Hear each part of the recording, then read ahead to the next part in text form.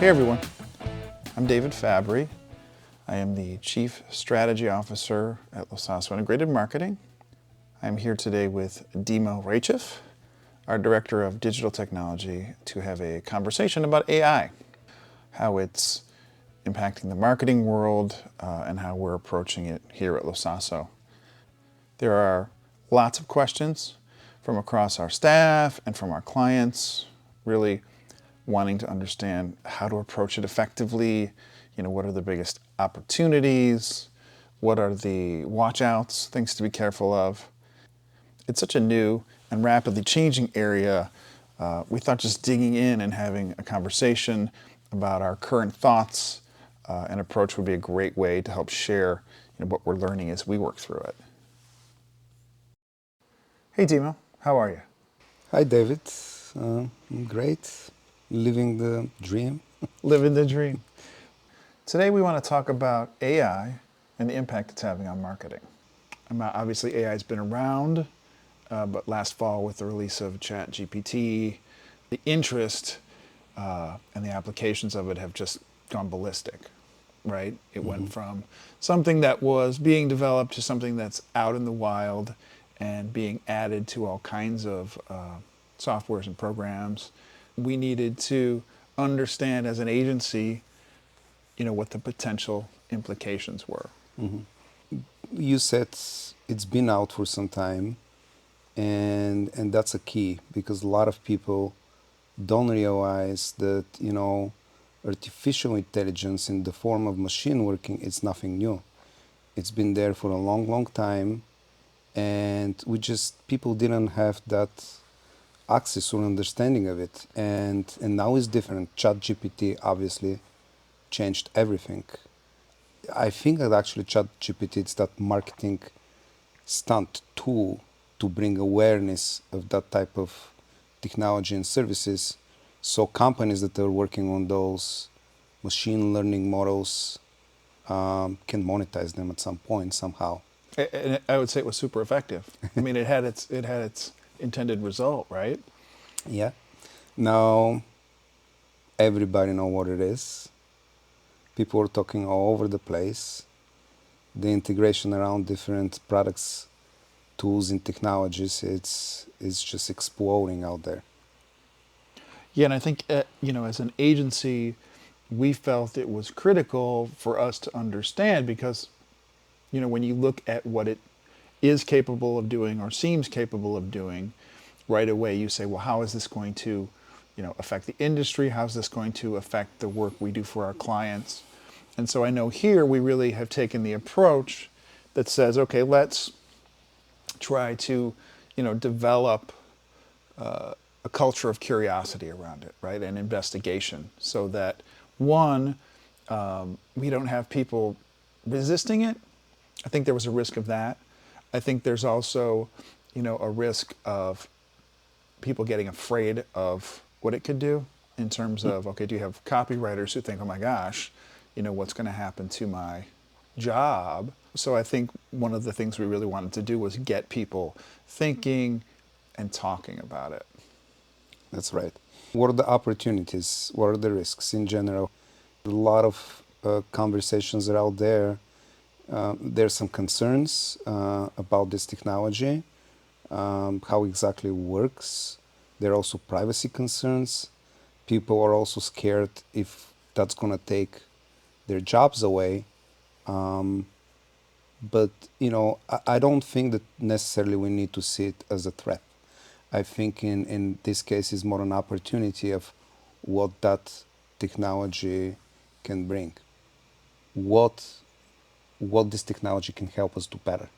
It is sort of fundamental to how society is really going to function in a lot of ways. I think, there's a guy named Paul Retzer who's got the Marketing Automation Institute, which is a group that's been together for a number of years now and really sort of are at the forefront of sort of tracking, what's happening in the industry. And there's a quote I saw from him just last week that it said, we're under the assumption that at least 80% of what knowledge workers across industries do will be AI assisted to some degree in the next 2 years. So at the one level, that sounds, you know, exciting, terrifying. They're building AI into all the major platforms now, right? So, it's in Google Workspace and Microsoft Copilot and Salesforce and HubSpot. I mean, quickly, all these companies are adopting it and sort of integrating it.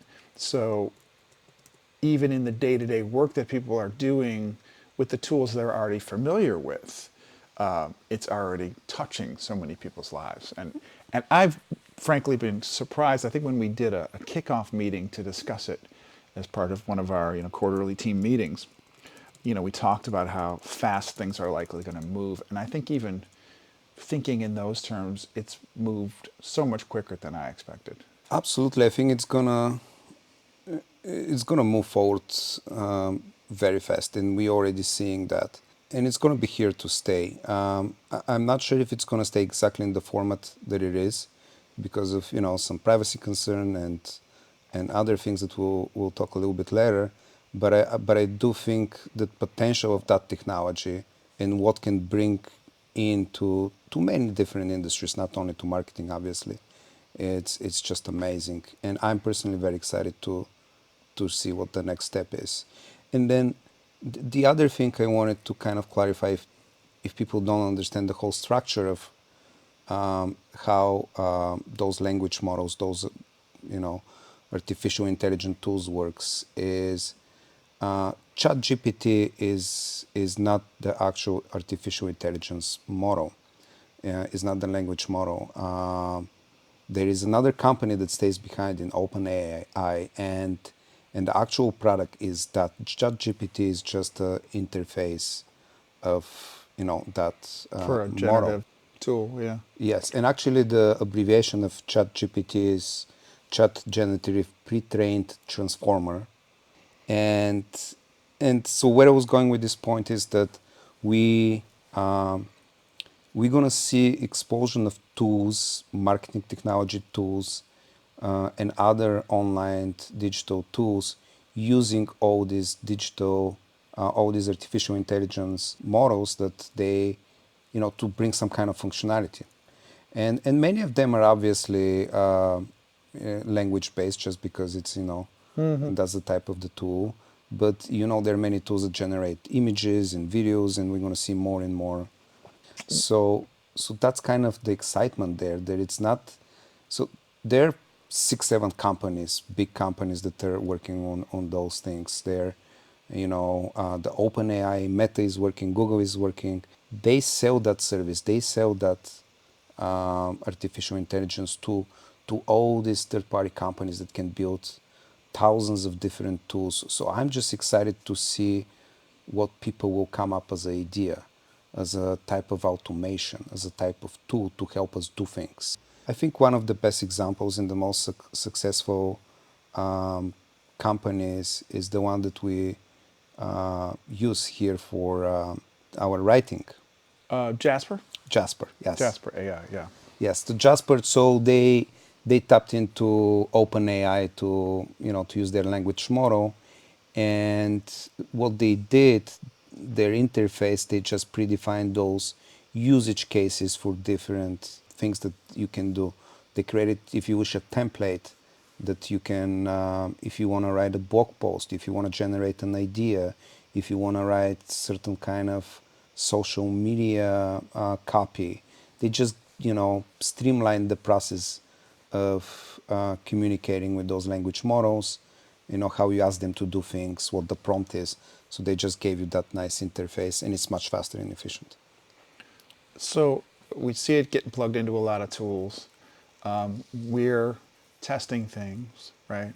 In terms of how companies like ours and client-side companies as well think about bringing those tools forward and using them. What are the ways people should be thinking about operationalizing? I mean, we talked about risks and opportunity. What are the risks right now with some of the AI tools? I think one of the biggest risks in using some of those tools, especially for research, it's the accuracy of some of the data. in the industry they call them hallucinations because they may come up with something, with a feedback, whatever the prompt is, and it may sound very, very good and very true and not be at all. And that's just the nature of the tools of how they collect data. That's a pretty big risk. It's pretty big risk. If the way those tools are trained, they're trained on a large scale of data that is out there in the internet accessible. But we know in in in data there is a good data and a bad data. So they're just gonna scrap all of data and it's gonna create that knowledge based on that data. So there are certain check and balances that these companies put in those tools, so they're not gonna create if you ask the tool, how I can create a bomb or something like that, they have those little check and balances to make sure that they don't give that information and that information is accurate as possible. But still, it's a pretty big issue. I do think that does point, though, to the fact that we've seen it's very important to build your processes. We call it with a human in the loop, right? So, for a few reasons. One, if the technology can, give you great information, but also completely hallucinate, you need somebody who knows enough about the topic, so subject matter expert, to be able to say, whoa, whoa, whoa, slow down. This seems like nonsense. I better check this. Really checking, sort of fact checking everything as part of the process. To one, avoid those kind of data errors. But I think the other thing is that so many people will have access to this technology and start to use it in a way that's like quantity over quality, right? Tell me about this topic, and they sort of get the same, generic feedback. You get a lot of the sort of same sea of sameness out there, right? So, what is the unique point of view that you're going to add to that, right? And I think that comes in a few different ways, and we can talk about prompting in a second. But even just generally saying, okay, this is the general information about this topic, but because of my industry, my company's perspective, my personal perspective, I have a different take on this that says, okay, this is the general information and this is the spin-off.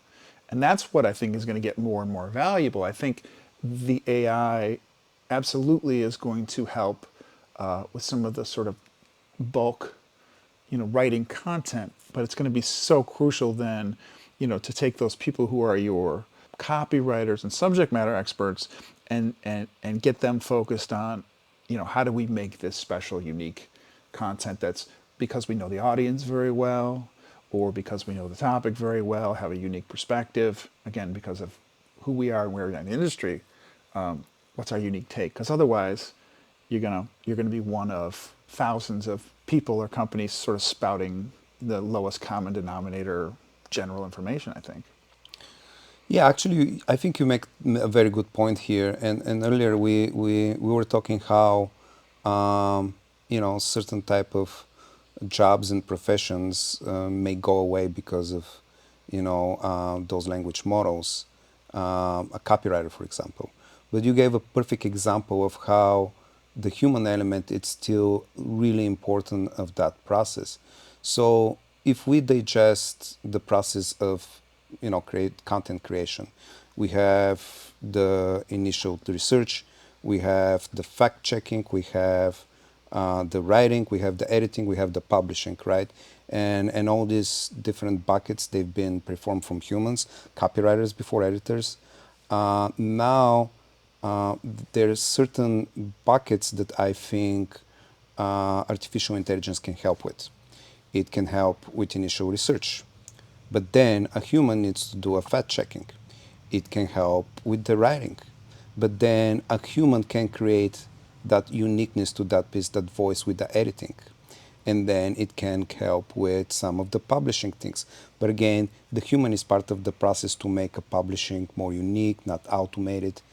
How you create different type of content to go to those different places. So if you think exactly in that example, it's not taking away, it is giving, it is Mm. helping, it is enhancing. So if we take certain type of tasks of initial research, which is a very intensive task. Even with internet, you still need to go research, check, watch videos, whatever. If that tool can save time in that place, then the human can put more time in different place in that process, more in editing, so it's a better refined piece, more in publishing, so it's on more different places. You know, that's exactly how I see it. Is an enhancement to our job, to what we do. I think one of the things we're seeing with our teams and our experiments too is that the sort of front end input there in terms of how you're prompting the tool. You hear a lot of people talking about prompt engineering and some of those things. I think you can get a very, very different outcome, or you do get very different outcomes based on what you ask for and how you ask for it. And so, again, back to that sort of person and their role in triggering the right process with the framing it up strategically and in a way that it's going to deliver something that is more valuable, more nuanced, probably, than just a very generic prompt. That kind of thing, I think, can make a big impact. One of the things we're trying to figure out is, what's the best way to track our successes and failures with prompting, right? So a lot of people talk about building prompt libraries, right? If we know we ask certain things a certain way, we don't want all of our writers and people to have to sort of figure that out every time they go prompt something. So are there tools that can really sort of normalize a process? What are some of your thoughts around some of these sort of processes and tracking things? Yeah, super important. Prompting and just creating that prompt library, as you said. We as a team, we start saving certain type of prompts based on our success and our experience, either for some kind of a language output or for image output. Usually the first prompt is just not good enough, and then we need to refine it. We need to ask more specific things. We need to ask more, and we have success. Then we save that in a repository where other team members can access it. So, they don't go to the same process of refining that. They just have like a ready prompt. And so that's one of the way to do it. And then the other way, it's as I mentioned earlier, some of those tools, those third-party tools, are actually created with already refined prompt process and those templates that you can go and create the specific things because the engineers behind it, they created them for you. I think one of the other things that we've found is important, and I think, we've been to some of these conferences and we're keeping up with sort of how people are handling these things. I think it's really important for an organization who is trying to get a better handle on this to make sure that they've got organized focus around it. So, in our case, we have this AI committee basically, which is got leadership from all the different teams, so that we're coordinating our efforts in terms of, okay, what are the potential use cases? Let's talk about those as a group.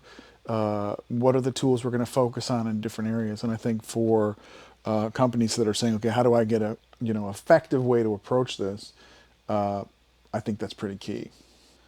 You're exactly right. I think that that committee, it's really important. The conversation happening between team members, it's really important. The processes that we go through each of us to research those different uses of those tools, it is important, and then I think involving everybody from your organization, and in our case from each of the teams, either account team, a creative team, a media team, a web team.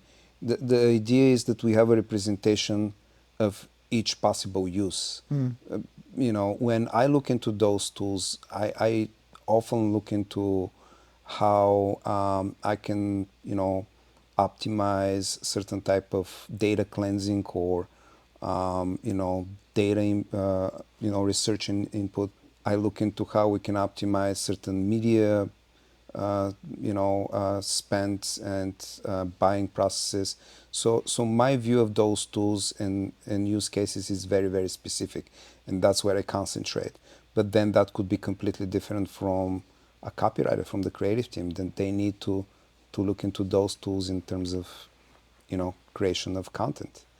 And that's why it's important to, to involve everybody, just to get the best out of those tools. And the other thing is that I can mention here, when we go through the process of, looking at the use cases, we also try to, to optimize that in terms of, how much time it's going to save us as a team, as an agency. How repetitive is the task that I'm looking to automate, to the tool that I'm doing the tool? Is it, am I using it every day? Am I using it every week? Who is responsible for it? So it's all those other things that we put into consideration when we're trying to identify how artificial intelligence tool, language model will be used in our workflow. And of course, doing all this at the same time, we're doing all the work we had to do already, right? Which I think is another reason something like a committee like that can be so important. Is it's easy to kind of think about it and then forget about it for a while. And I do think, even if you're doing a good job with that kind of a committee, with those kind of process building, there's a real risk of, okay, we figured it out now, so we can stop thinking about it.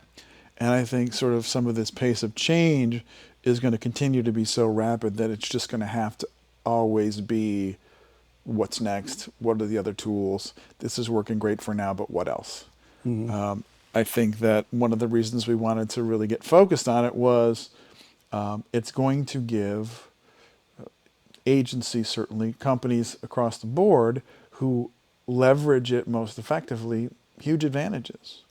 This is just a little example, but we had a new client pitch a couple of weeks ago that we went into, and we had some concept ideas that we were able to execute visual representations of with Midjourney, which is an AI image generation tool. Now, we're not, as an agency, using any image generation tools in our final client work now because there's a ton of lack of clarity about copyright, and with the images versus the text, there's a lot more what appears to be plagiaristic activities happening. But that said, we were able to go in and do some really cool, dynamic executions on this concept that we had that really had some impact in the meeting that we can then go set up photo shoots and style and do new work to generate something of that sort of concept and style. But it just had a completely different sort of impact than I think it would have if, we more described the concept and showed it, or showed it, with more sort of generic placeholder art. So stuff like that, just sort of like idea generation and concepting is kind of huge for the creative side of our business, for sure. Oh yeah, absolutely. I think that was a great example. And when I saw those images for the first time, they look completely real and good to me. The quality was that good. But you are right. There are concerns of how those language models were trained to create those texts or to execute those visuals. And there are companies out there like iStock Photos or Adobe that are training similar models based on their proprietary data. So technically, if that model is not using like protected copyright protected data from internet, and you teach such a model to create images based on proprietary data like So iStock based their Photos, their owned images, basically, they yes, have the rights now to them. Yeah. now we can use them. Now they're good. So I know that there is still a gray area of the whole privacy and copyright protection issue with the data, but there are companies that are start training those type of Right. models with the right type of data. So they're behind from Midjourney because Midjourney had the library to train on that huge library. But the problem there is that copyright protection. Yeah, and they're looking for that stuff. This is just a small personal example, but I am, in addition to working at the agency here, I have as a hobby, I'm in a band, And so we do promotional materials for gigs we're having. And I used Midjourney to make some really cool illustrations to use for a promo for just a local concert. And those were posted on Facebook. And I got a notice from Facebook that they were copyright infringements. I think the risks are really too high still for sure in the image area. Currently, there is no law on the federal level that is saying that those are copyright free or not. There was a research. The U.S. Congress, they created a research around that. They're not recommending any actions at that point. They're just waiting to see how things will be out there, to make a decision of how they want to act. But I know that sooner or later those things will be addressed. The way we train those models, the way is the work that they create copyrighted? Who is the owner of that work? I'm expecting that in 1, maximum 2 years, all these things will be put in some kind of legislation out there for us as a Sure, guidance. sure. And I think for now, us as an agency and other companies who are utilizing the tools is, how do you get advantages from them while you're protecting yourself? So making sure that the people who work for you understand that these are the guidelines, right? This is how we're going to use it. This is how we're not going to use it.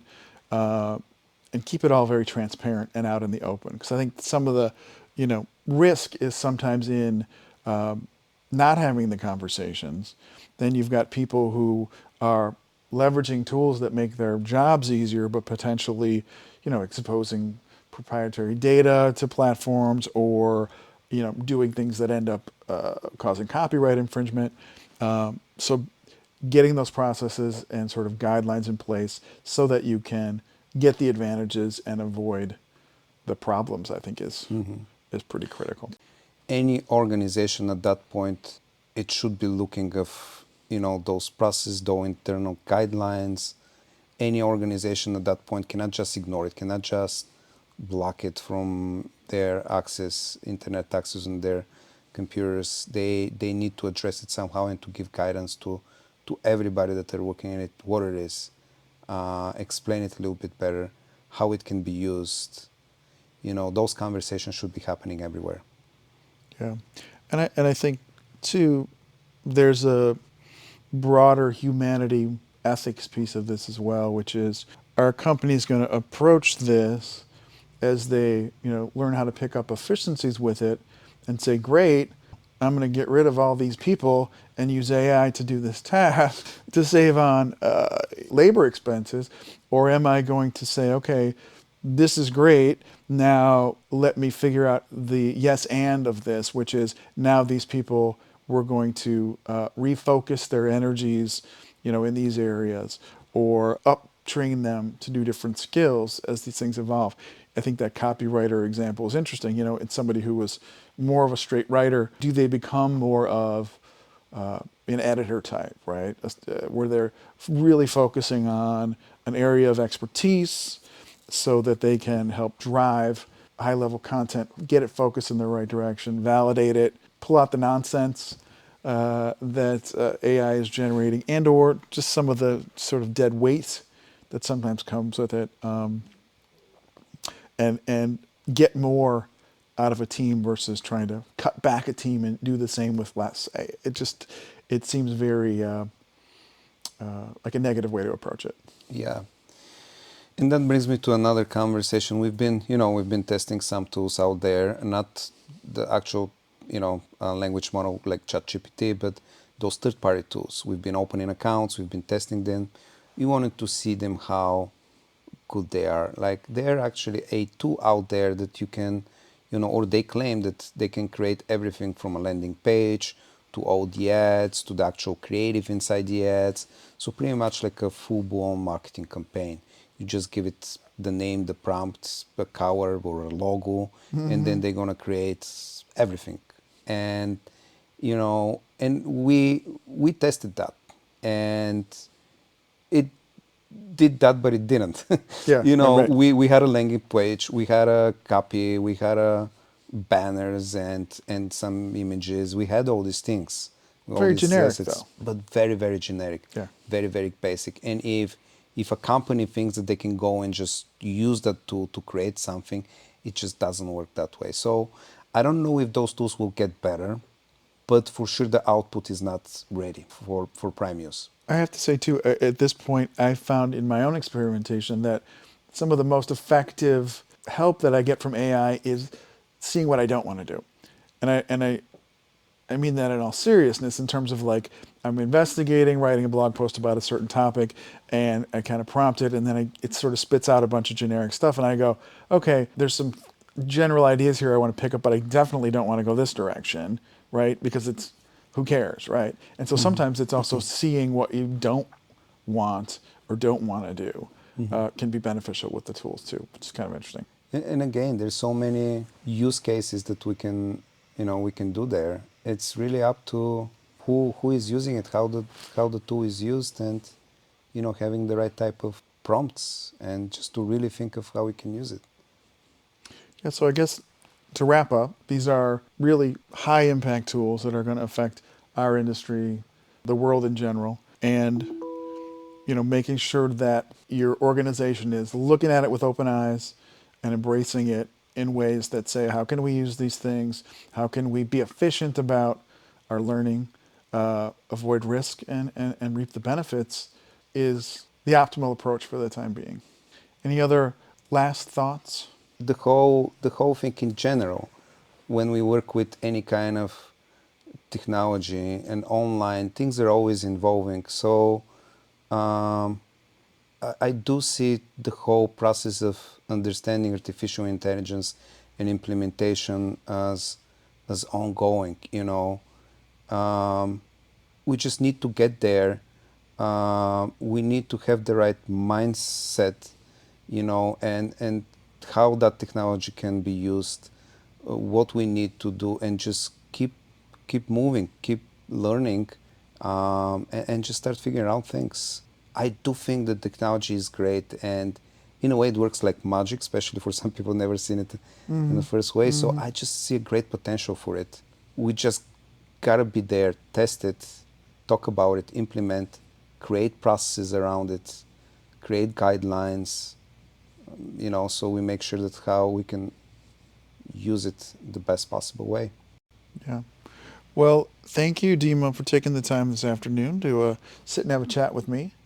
I think we'll probably keep this going on somewhat regular basis as we learn things. I think we'll be more than glad to sort of share our experience and put it out there in the world. Yeah, thank you, David. It was great. You know me. I can sit and talk about those things 24/7. So For those who are interested, we'll include a link to download our AI implementation framework spreadsheet and links to a couple other great AI resources online. One's called Future Tools, which is a website that tracks all the new AI marketing tools that are available and coming out. The other is a site called Prompt Folder, which is a helpful tool for building and saving complex prompts for Midjourney. So cool stuff. So check that out if you're interested. thank you. All right, thanks.